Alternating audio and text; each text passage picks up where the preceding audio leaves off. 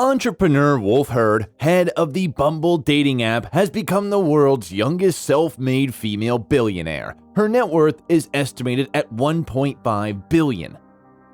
In 2014, Herd had to resign as vice president of marketing for dating app Tinder as a result of sexual harassment, but she reacted heroically, setting up Bumble, a business networking bazaar and a friend-finding tool that has been valued at more than $14 billion.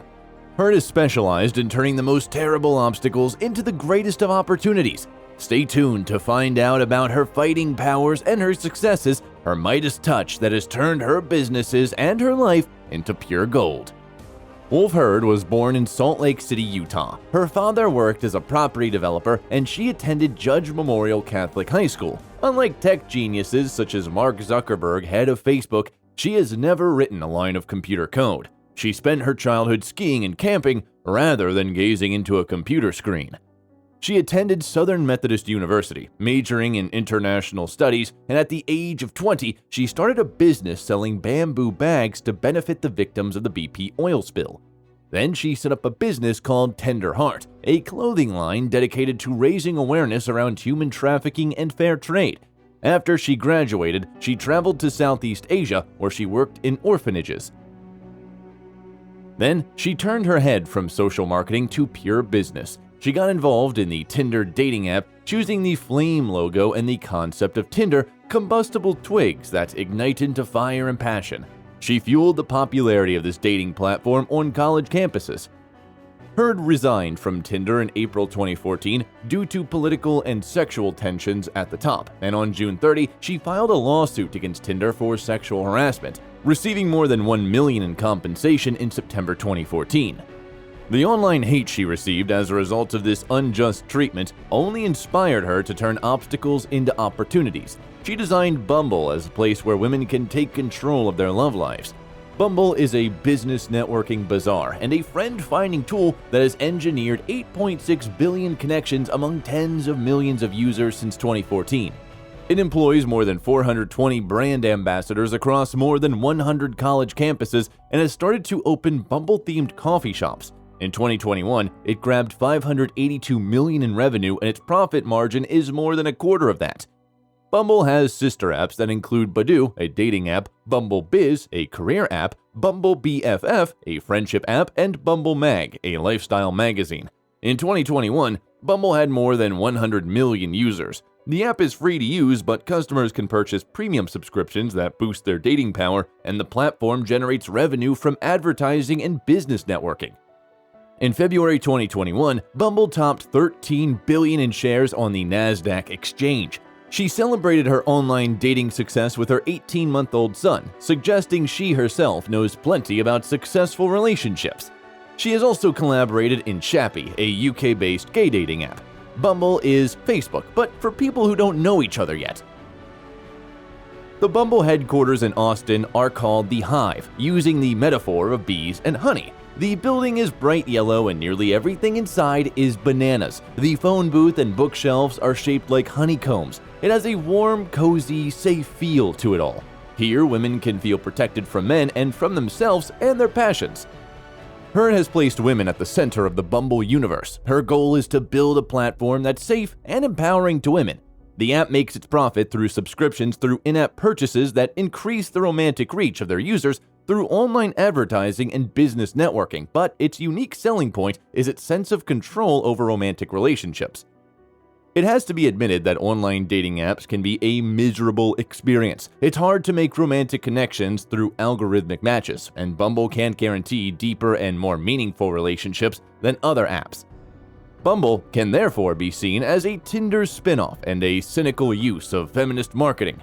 But Bumble does balance romantic freedom and physical safety. It is the first powerful and profitable social platform that embraces behavioral guardrails and content moderation in its business model.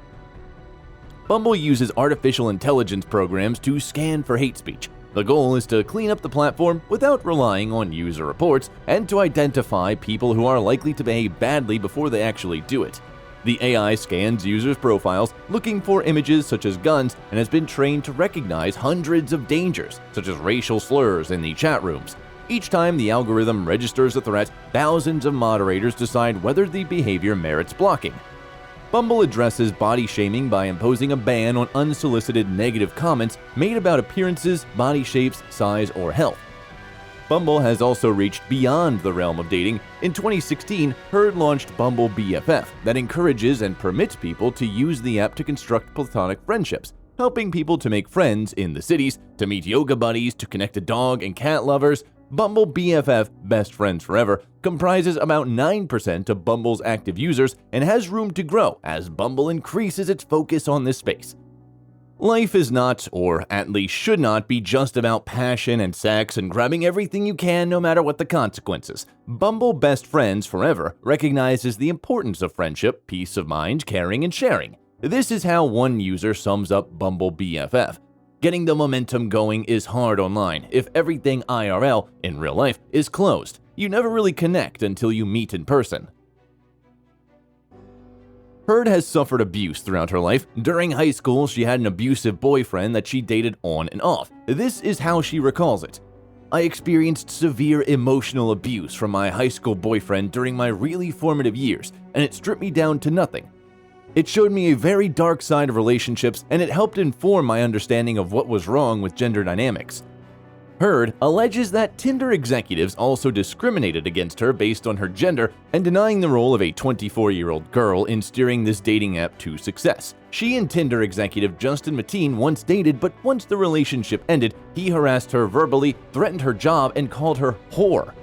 Despite her clear intentions in breaking up with him, he instructed her to be a good girl and stay away from other men for a period of 6 months, during which time he would evaluate her to determine whether she is worthy of being with him or whether she is the slut that he considered her to be before she met him.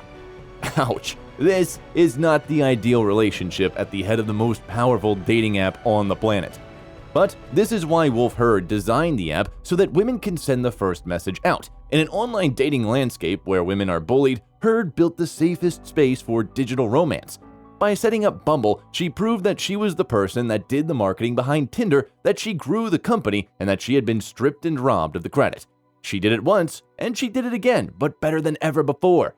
She branded Bumble as a friendlier dating app for women. The app's unique selling point is that women can initiate the conversation and matches, sparing users from the spamming that women endure on other dating sites.